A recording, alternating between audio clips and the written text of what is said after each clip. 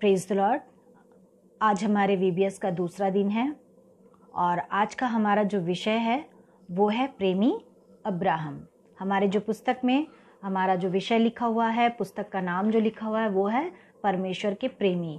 और इस श्रृंखला में हम पहले दिन नूह के बारे में सीखे थे जो परमेश्वर से प्रेम करता था, और आज हम अब्राहम के बारे में सीखेंगे।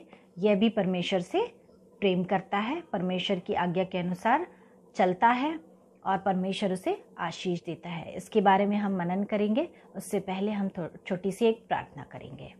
आइए हम प्रार्थना करें। धन्यवाद धन्यवाद धन्यवाद स्वर्ग के और परमेश्वर पिता, मैं आज के दिन के लिए आपका धन्यवाद करती हूँ प्रभु जी, इस समय के लिए परमेश्वर पिता, इस विषय के लिए प्रभु जी जिसे आपने हमें दिया है। और परमेश्वर पिता होने दीजिए, आप हमें आशीषित कीजिए, हमें ज्ञान बुद्धि और समझ से परिपूर्ण करिए परमेश्वर पिता। तमाम उन बच्चों को परमेश्वर पिता जो इस व्हाट्सएप के माध्यम से इस वीबीएस को अटेंड कर रहे हैं, मनन अध्ययन कर रहे हैं परमेश्वर पिता, आप सबको प्रभु जी आशीषित कीजिए, ज्ञान बुद्धि से परिपूर्ण कीजिए प्रभु जी। आपके अनुग्रह की दृष्टि हम सब पर बनी रहे परमेश्वर पिता। हम जो इस विषय को सुनते हैं, पढ़ते हैं, वो प्रभु आप हमें आशीष दीजिए, अपनी सामर्थ्य से भरिए प्रभु, कि परमेश्वर पिता हम भी आपके प्रेमी बन सके प्रभु, आपकी आज्ञा के अनुसार चल सके परमेश्वर पिता। इस शिक्षा को हर एक बच्चे ग्रहण करने पाए प्रभु जी और उसके अनुसार आचरण करने पाए प्रभु। आपने हमारी विनती को सुनी है, इसलिए मैं आपका धन्यवाद करती हूँ। ये सारी विनती मैं अपने उद्धारकर्ता यीशु नासरी के नाम से मांगती हूँ, आमीन। प्रियो, आज का हमारा जो विषय है वो है प्रेमी अब्राहम। अब्राहम जो कि परमेश्वर से प्रेम करता था, परमेश्वर की आज्ञा के अनुसार हर एक कार्य को करता था, उसकी आज्ञा के अनुसार ही चलता था। यहाँ पर हम देख रहे हैं अब्राहम के प्रेम के विषय में। अब्राहम जो कि अपने पितरों के घराने में रहता था या देश में रहता था, परमेश्वर ने उसे आके कहा कि तू इस देश से चला जा, दूसरी जगह जा, जहाँ तू जाएगा वहाँ मैं तुझे आशीष दूंगा, मैं तेरे साथ रहूँगा, तुझे इस देश को छोड़कर जाना पड़ेगा। और क्या होता है, अब्राहम परमेश्वर की इच्छा को पूरी करता है, उसकी आज्ञा के अनुसार चला जाता है। अपनी पत्नी को और अपने साथ अपने भतीजे को, अपनी धन संपत्ति को लेकर वो देश से जहाँ वो पैदा हुआ था, उसके बाप दादाओं का जो देश था, उस देश को वो तुरंत छोड़कर निकल जाता है।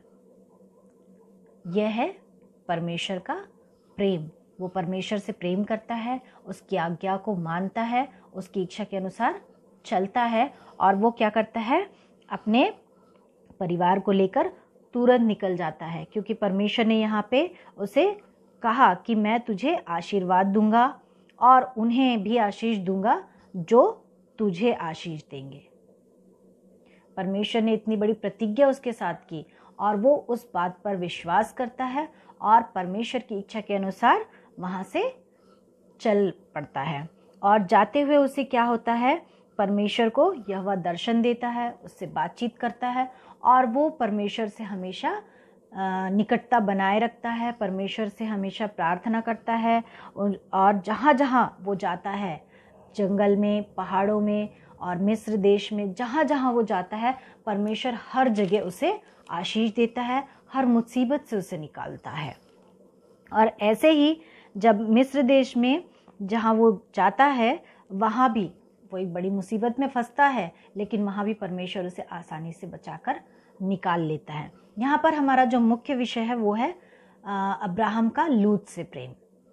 लूत जो कि उसके भाई का बेटा था, हरान का बेटा था और अब्राहम का बेटा नहीं था वो, फिर भी अब्राहम उसे अपने साथ लेकर जाता है और उसको क्या करता है, अपने साथ रखता है, अपने साथ उसको शायद काम भी कराता रहा हो, जो भी है वो हमेशा लूत को अपने पास रखता है, अपने बेटी की तरह रखता है। लेकिन एक समय ऐसा आता है जब वो लोग दक्षिण देश में, कनान देश में दक्षिण के आते हैं और वहाँ पर जब वो रहने लगते हैं तो वो बहुत ही फलने फूलने लगते हैं। दोनों, अब्राहम और लूत, दोनों के जानवर, धन संपत्ति सब बहुत ही बढ़ने लगती है।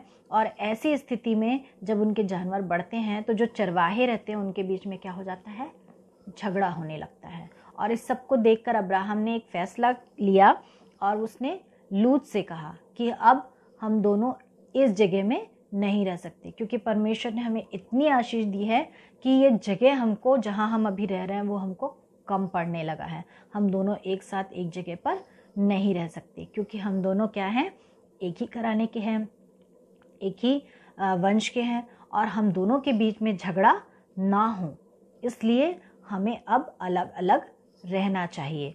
और इस संदर्भ में भी जब अब्राहम लूत से कहता है तो वो ये नहीं कहता कि तुझे यहाँ से जाना होगा, या तू उधर जाके रह या इधर जाके रह, परंतु वो लूत के ऊपर में छोड़ देता है, उसे वो लेकर जाता है और उसके सामने में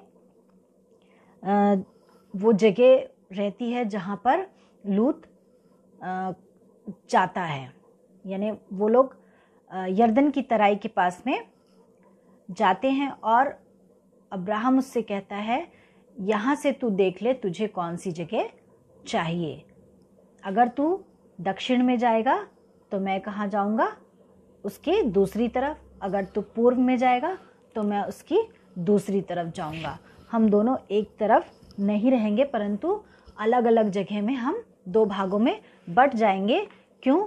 क्योंकि हमारे जो धन संपत्ति है, जो जानवर हैं, वो बहुत बढ़ गए हैं, और एक साथ हम अगर रहेंगे तो हमारे बीच में लड़ाई झगड़े होने की संभावना है, और इसलिए हमारे बीच में प्रेम बना रहे, हम दोनों क्या करें, वहाँ से अलग अलग हो जाए। और लूत क्या करता है, लूत अपने लिए अच्छी जगह को चुनता है, यरदन की तराई को चुनता है, जो क्या था, एकदम उपजाऊ था, सींची हुई ज़मीन थी, एक वाटिका की तरह था, बहुत ही हरा भरा जगह था। उसे लगता है कि वहाँ वो रहेगा तो ज़्यादा खुशहाल रहेगा, ज़्यादा फलेगा फूलेगा, और वो अपने लिए यरदन की तराई को चुनता है। और अब्राहम कुछ नहीं कहता। क्यों? क्योंकि अब्राहम लूत से प्रेम करता था, और इसलिए अब्राहम उसे वही जगह पे जाने देता है और उसे आशीष देता है और उसे वहाँ भेज देता है, और वो उसके जस्ट दूसरी ओर चला जाता है, जो कि एक ऐसी जगह है जो कि बांज वृक्ष के तले, यानी उसको कहना चाहिए एक ऐसी जगह में जाता है जो उपजाऊ नहीं है, बंजर है, बंजर जगह में वह चला जाता है और वहाँ रहने के लिए अपना स्थान तैयार करता है। लेकिन परमेश्वर उसे वहाँ भी आशीष देता है। क्यों? क्योंकि वो परमेश्वर से प्रेम करता था, उसकी आज्ञा के अनुसार वो चला, इसलिए परमेश्वर वो जहाँ भी जाएगा, परमेश्वर ने जैसे प्रतिज्ञा की थी, तू जहाँ भी जाएगा मैं तुझे आशीष दूंगा, इसलिए वो जहाँ भी जाता है परमेश्वर उसे आशीष देता है। और लूत के साथ क्या होता है, लूत लालच करता है, अपने लिए अच्छी जगह तो चुन लेता है, लेकिन परमेश्वर उसे वहाँ पर सुरक्षित रहने नहीं देता, वहाँ वो सुरक्षित नहीं रहता, उसके ऊपर बहुत सारी मुसीबतें आती है, और अंत में क्या होता है, उसका परिवार भी खतरे में पड़ जाता है, उसकी पत्नी नमक का खंभा बन जाती है, और वो जिस जगह में रहता है वो जगह पूरी तरह से नाश हो जाता है। और उसके पहले भी जब उसकी जगह को परमेश्वर नाश करने वाला होता है, वह अब्राहम से आकर कहता है, और अब्राहम क्या करता है, परमेश्वर के सामने खड़ा हो जाता है, कहता है कि उस देश में अगर धर्मी है तो धर्मी की वजह से उस देश को आप बचा लो, और परमेश्वर उसकी बात को मानता है। और ऐसा करते करते ये कहानी को आप लोग बहुत अच्छे से जानते हैं, 50 हुए या 40 हुए या 30 हुए, और इतने भी अगर धर्मी वहाँ पर मुझे मिले तो मैं उस देश को नाश नहीं करूँगा, ये परमेश्वर उससे प्रतिज्ञा करता है, पर उतने धर्मी भी उस देश में नहीं मिलते। अंत में सिर्फ लूत को परमेश्वर छोड़ता है और उस देश को पूरी तरह से नाश कर देता है। लूत को क्यों छोड़ता है?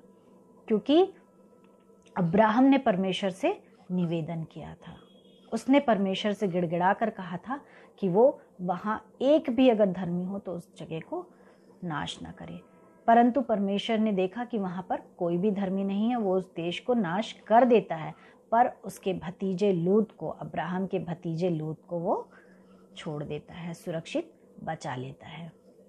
तो आज हमने क्या सीखा? अब्राहम का प्रेमी स्वभाव। अब्राहम परमेश्वर से तो प्रेम करता ही था, साथ ही साथ वो अपने परिवार से और अपने परिवार में जो अपने भाई के बच्चे यानी भतीजे से भी वो बहुत प्रेम करता था, और उसके लिए भी वो परमेश्वर से गिड़गिड़ाता है और उससे उसको बचाता है मुसीबत से। हमने आज सीखा है कि हमें भी अपने लोगों से प्रेम करना चाहिए, चाहे वो जैसे भी हों। हमें परमेश्वर ने आज्ञा दी है कि हमको अपने सभी लोगों से, जो हमारे आसपास है, हमारे परिवार में है, हमारे दोस्त हैं, हमारे पड़ोसी हैं, जो भी हमारे आसपास हैं, हमको सबसे प्रेम करना चाहिए और अच्छा व्यवहार करना चाहिए, ताकि परमेश्वर भी हमें उन सब बातों को देखकर आशीष दे। हमको एक दूसरे की हेल्प करनी चाहिए।